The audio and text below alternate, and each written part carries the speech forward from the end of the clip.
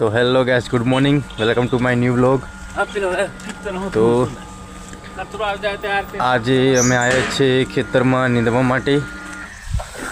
ખેતરમાં આ જો લાઇટ બંધ કરી છે અત્યારે મારા પપ્પા અત્યારે ફિલ્ટર સાફ કરે છે। આ જો આ છે અમારા આંબો, એ 12 માસ કેરી લાગે છે, ગમે ત્યારે કેરી લાગે। આ જો આ ફિલ્ટર કચરો આવે એટલે સાફ કરવું પડે ફિલ્ટર। જો આ કચરો થઈ ગયો છે, જો હવે ફિલ્ટર સાફ કરવું પડશે પાણી। દવા છોડવાની છે અમારે પેલા ખેતરમાં, પણ 10 વાગે છોડવાની છે એટલે અત્યારે નીંદવાનું છે ખેતરમાં। તમારે પણ કેરી ખાવી હોય તો આવજો અમારો બી। આ 12 માસ કેરી ચાલુ રહે છે, ગમે ત્યારે કેરી લાગી જાય છે।